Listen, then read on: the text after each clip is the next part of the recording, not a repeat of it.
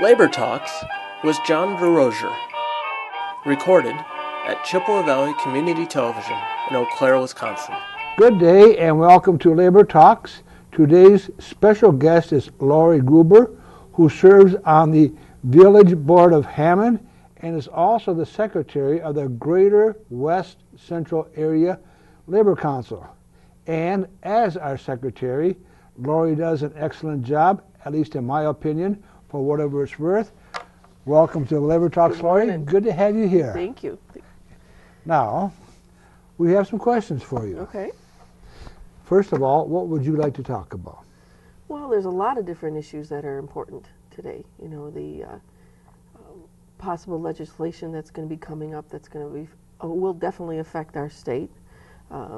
Just the elections that are coming up. You know, there's a lot of different issues that are important, John. So you think it's important that we get people elected to city council, county boards, and state legislature who represent labor? Yes. And are these candidates getting their names and their faces around? Not as much as we'd like. They could be doing a better job. Correct. You know, I've noticed in the last 8 to 10 years that money talks. People who can spend more money to get their signs out, to get their names out, to get their ads out, obviously get a lot more coverage.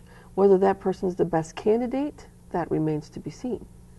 You know, and as we've seen in the past here in Wisconsin, that is not the case. Now, speaking of getting people involved in politics, you do serve on the Hammond Village Board, correct? Correct. And how long have you served, and why did you run for office? I've been on the board for 2 years now. In April, it'll be 2 years. So I was elected 2 years ago. And I ran because I felt somebody needed to speak up for the workers and the residents of our village. I didn't feel that they were being represented. I thought our employees were being attacked. And we need to stand by our employees. Would you say that you serve as a base for people involved in politics who represent our point of view, i.e., our base consists of local politics, and then we go up to the state legislature, and from there to the Congress. Right. Someone told me I'm the only progressive running in my village right now, out of 11 people for 4 spots. I really believe that the lower income families and working families need to be spoken for. We're the majority of the people that are out there, and yet I feel that 1% and that top 1% of 1% seems to get a lot more coverage. I have the feeling, this is something I'm trying to promote, but I have the feeling that if people in Congress and our state legislature would listen more to people on village boards, town boards, city councils, county, we could get a few things accomplished. I agree. And instead they keep taking away our revenues, our shared revenues, and they restrict the ways we can raise money so that we can do things for our own villages. You're going to have more and more cities like Detroit filing bankruptcy if that trend continues. Leads me to my next question. How does serving in public office benefit you as a delegate on the Greater West Central Area Labor Council? Well, and I've been in the union for 20 years, so I understand the union aspect of it. This is the first time I actually got to sit across the table and help negotiate contracts. I was probably more on the side of the workers than other people thought I was on the side of the village, and they thought I was supposed to represent the village, and like I said, my belief is you represent both the village and the employees. So I got to understand a little bit more even than of the fight that the public employees have been having to go through for the last couple of years. And obviously you're the secretary for the Eau Claire Labor Council, also known as the Greater West Central Area Labor Council. Correct. How does that benefit you in serving in public office? Well, I believe one of the best things that's happened as being a delegate is that you have access to information. You have access to facts, figures, charts, a lot of the different information that explains the issues that are important to everybody in Wisconsin. And it's sad to say that so many people out there are uneducated and they're making their decisions based on false information. And so it's really great to be able to have that information and working with other unions, learning what's important to them, standing in solidarity with them, fighting for the rights and the benefits of, like I said, working families, lower income families. And how long have you served as a secretary/delegate on our Labor Council? I've moved up here in 2002, and I believe I became a delegate like in 2003. I've been secretary here for maybe the last 8 to 10 years. Before that, I served as secretary for the Fond du Lac Labor Council before I moved up here for about 8 years. And how has the Labor Council benefited labor? What do you see as the Labor Council's major role? Education. As I said, the Labor Council is a place where all the unions can come together. They can exchange ideas. They can exchange information about what's important to their union, so that I understand the IBEW, the electrical workers, or I understand the public workers, or I understand the steel workers, and now they understand me a little bit more about what our union stands for and what we do. And when we come together, I don't think there's ever been a point, maybe back to the 60s, where it's been more important that the unions and the labor and working families stick together. Otherwise, we're never going to get anything changed. And instead, that gap between us and that 1% and that 1% of the 1% is going to continue to grow. Yeah, one of the reasons labor councils were formed is so that we could get involved politically. Correct. Okay, we agree so far. Mm-hmm. So I believe, and you referred to this earlier, but the Labor Council's role is to get people elected who represent labor's role, correct? Correct. Could the Labor Council be doing more, and if so, how? I think trying to find and identify people that would be a good positive person to get elected would help. And then also to educate, especially our younger members, about what unions do and who these people stand for. I told a young new voter once, when they told me they didn't have time to get involved in politics, you need to understand what issues are important to you in your life. Now you need to go and see where those candidates stand on those issues and vote. It's too important not to vote. One of the things I do, and I hope a lot of people listen to me on this one, but I do not hesitate to contact our state legislators or Congressman Kind or our 2 senators about what we stand for, what they can do to help us. Right. I also like to criticize. If I think you're messing up, I'm going to tell you you're messing up. And that way, hopefully, I can prevent you from making more mistakes. Is this something that you might... Well, I'm on the mailing list right now for the senator and assemblyman and Governor Walker, because, you know, you keep your enemies close. It's always good to understand where their thinking is coming from. I've also testified at several of the town hall type meetings about how the lack of shared revenues are affecting our village and where we need those monies, and how obviously their political agenda is not the agenda for most of the people in this state. So someone told me once, you know what you're doing right. We need to tell you what you're doing wrong so you can fix it. And it's the same principle. I like to tell people what they're doing right because they do need some support. Folks like Dana Walks, Kathleen Weinhaut, they need that support. They need to hear from their supporters. Right. So I want that on record. Also, if you're messing up, you're going to hear from us, folks. You really will. Now, you work for the OPEIU. I'm a member of OPEIU. That's Office and Professional Employees International Union. I work for American Income Life Insurance Company. It's a union insurance company. We're not open to the public. We endorse and provide benefits to working families. We do. It's made up of mostly teachers, office staff, airline staff, insurance company staff. It's a lot of different staff people. Do you provide different types of insurance, like health, retirement? We provide supplemental health and life and benefits for families. cancer coverage, they're supplemental. They pay them, cover their funerals. It's things that aren't covered in their negotiated health and welfare benefits. And has the insurance provided through office professionals, has that been affected, the insurance coverage, has that been affected by Obamacare at all? No. Not at all. You know, my husband and I were talking about it the other day.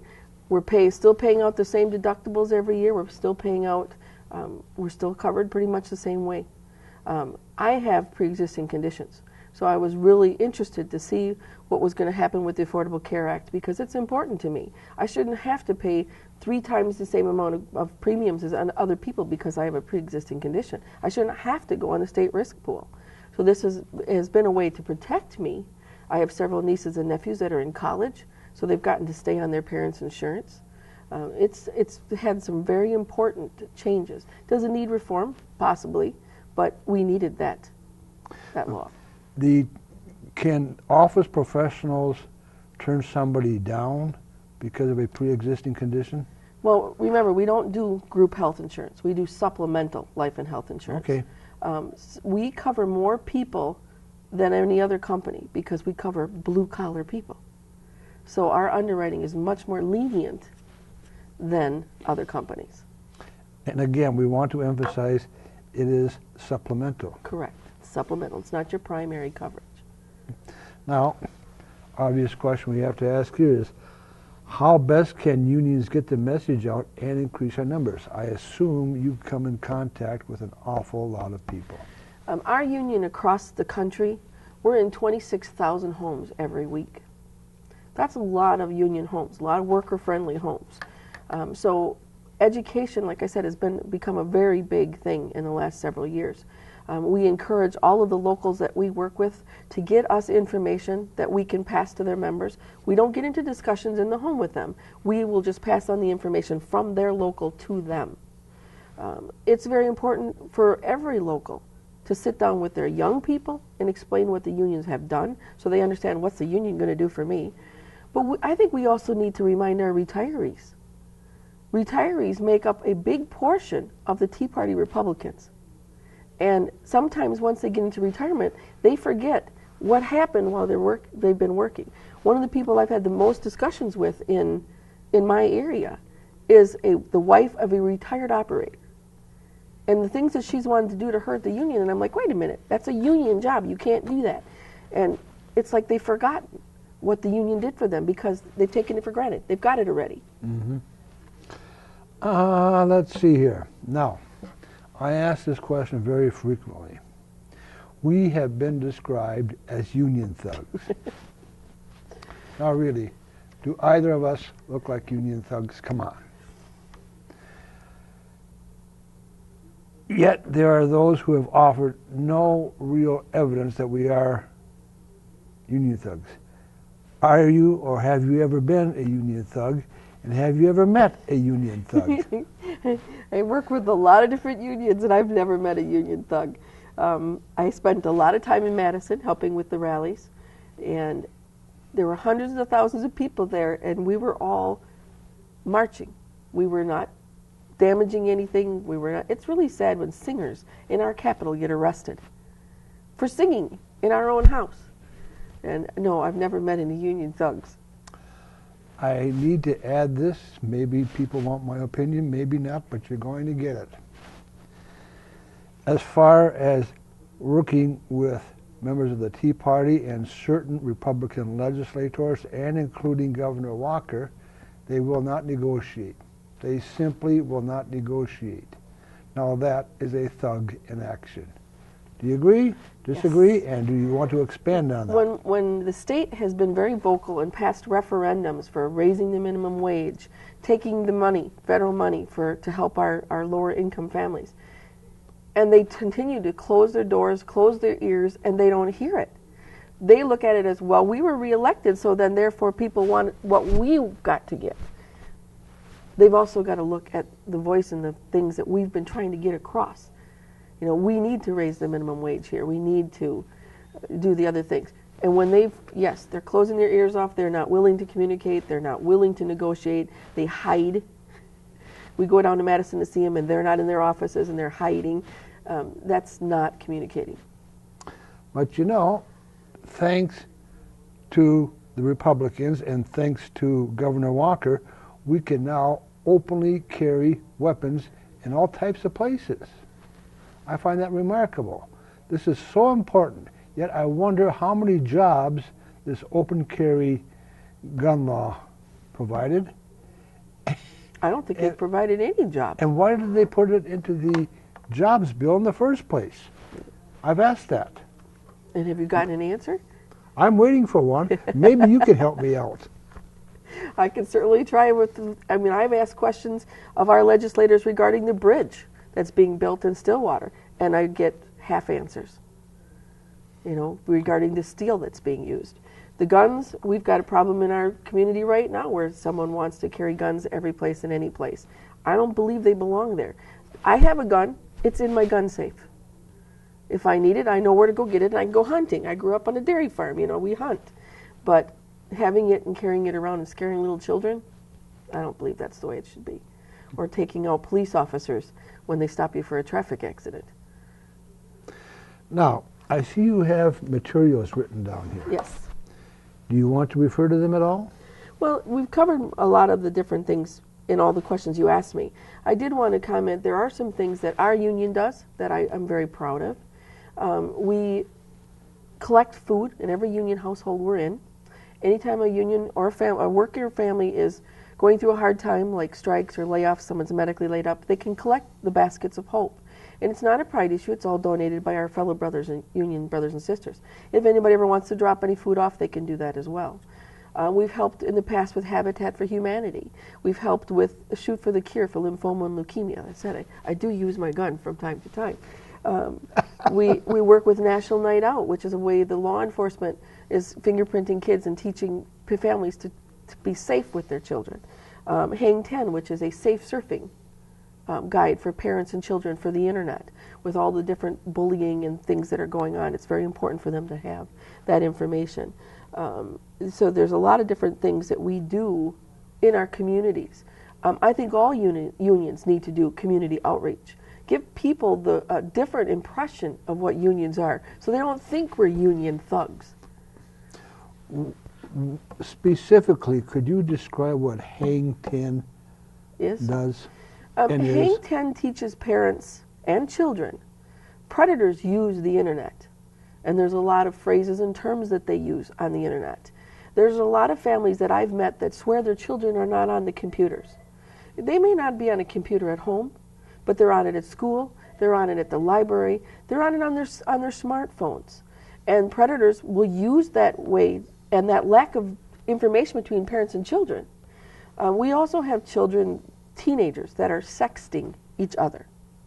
And then, unfortunately, that leads to bullying and harassment and suicides. And so this Hang 10 is a program that has been done by law enforcement to help teach families to sit down and know what these terms are, how the pedophiles and how the predators use the internet so that they're doing it safely. And parents are involved in their children's education. So here we have so-called union thugs working with law enforcement people to protect our kids. Correct. And you're working with the parents to keep the parents informed as to what's going on. And we also do the Child Safe program, which is a 10-point fingerprint program that was done by the International Union of Police Associations. We hand those out in the homes. Parents can fingerprint their children. We have 2,000 children missing in this state right now. And this is a way for parents to have that information. If a child goes missing, they can give it to the law enforcement. It helps identify those children that much faster. So it's a very important piece. And we give those to the law enforcement also for National Night Out. Now, with the fingerprinting business, has anybody accused you of being part of a Big Brother program? No, because the parents keep the information. We don't keep it, the parents do. And we encourage the parents, if their children spend a lot of time with grandparents, to give the grandparents a set. Children don't go missing from home that much. They go missing from the mall, they go missing from school, they go missing from the park. It's important for parents to have that information handy. Something else I'd like to point out, Habitats for Humanity. I've seen the homes go up. We had a Habitat for Humanity home go up in my own neighborhood, and these are nice homes, very nice homes. What role does the union play in Habitats for Humanity? In our case, what ends up happening is they get together and they help build the home. They actually do the wallpaper, carrying in the things, sanding the wood, staining the wood, you know. They actually build the homes. I would like to see more of it, actually. I would like to see more on a local level and more volunteers show up. So when you get people to help build the homes, you're also getting union people who have a specialized skills, such as you bring in plumbers to do plumbers and carpenters to do carpenters work. Is that correct? Electrical workers, yep. Now, how could I have missed electrical workers? They've got, you know, even when one of our buildings, the Fond du Lac Labor Council, for instance, flooded, and all the tiling on the floor had to be replaced, and there's a lot of asbestos and things like that in there.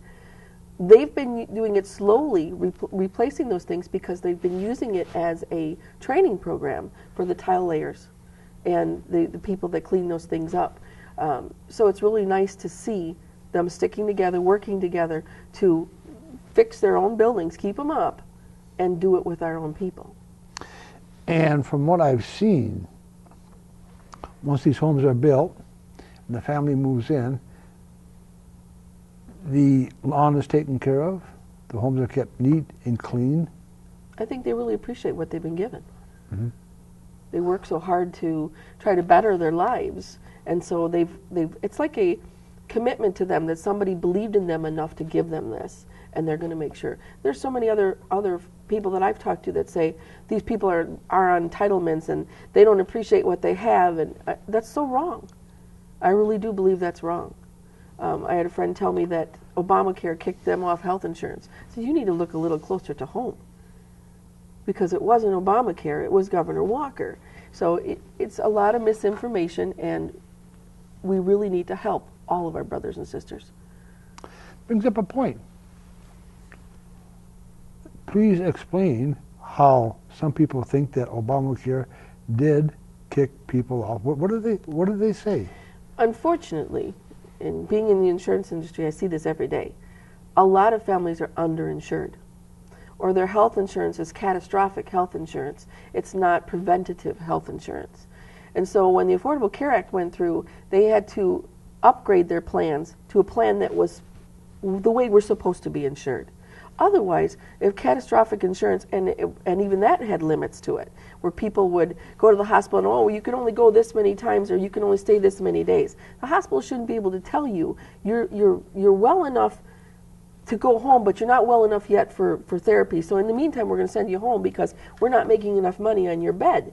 It's not us that's telling them that. It's not Affordable Care Act that's taking their coverage away from them. When the state turned away the federal money, they ended up kicking a lot of families off Badger Care. Real fast. What federal money? The Medicaid money from Medicaid. Our money for Medicaid. And they kicked all these young working families off from Badger Care. Families that have like a single mom staying at home, or maybe a father's a truck driver and the mother's at home with the children. And they've gotten kicked off from Badger Care, and they blamed it on Obamacare. Obamacare didn't do it. That's right. Governor Walker did it. And let's see here. There was a couple more questions I want to ask about people being kicked off of Medicaid, and I cannot think of them right now. So we'll just go to our next question, okay? What do you see as a major role of unions today? What can they do to help workers? Well, one is organize. Our union numbers are dwindling really badly, and as I said, we are a big part of helping get worker-friendly people elected. So they need to understand what the union can do for them. Several years ago, we tried to get the Employee Free Choice Act through, and it didn't work. I think that scared the bejesus out of a lot of people, and that's why they started attacking the unions that much more. You just got through talking about Medicaid, okay? And Obamacare was blamed for that. Correct. All right?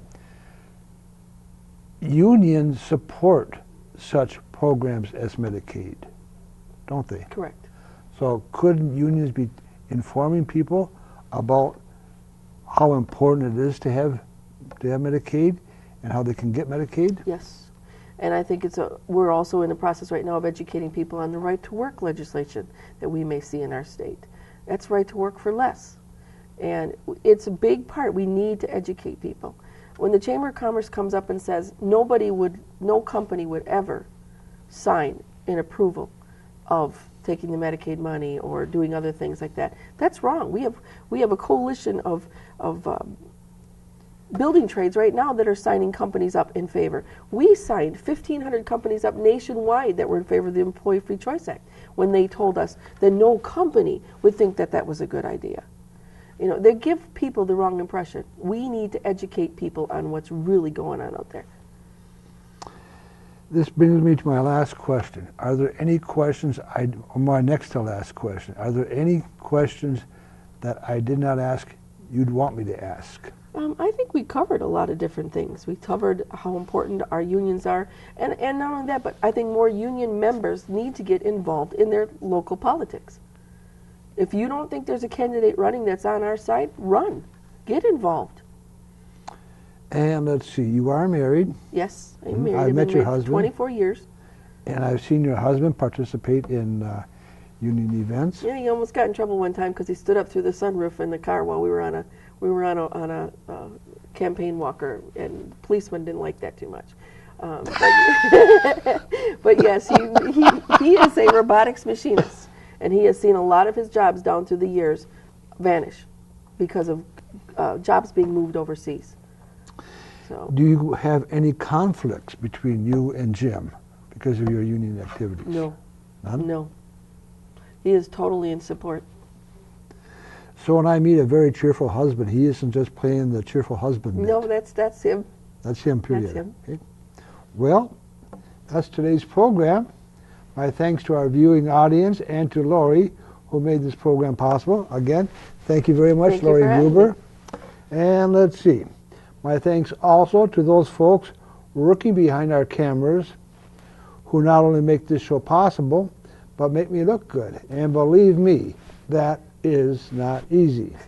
Also, I'd like to add that Labor Talks is on channel 993 every Wednesday at 7:30 p.m. and every Saturday at 12:30 p.m. And if you want to catch us, streaming, you can pick us up at cvctv.org. Again, thank you very much. Chippewa Valley Community Television is made possible by continuing community support. If you would like to volunteer or make a donation, you can contact us by calling 715-839-5067 or on the web at www.cvctv.org.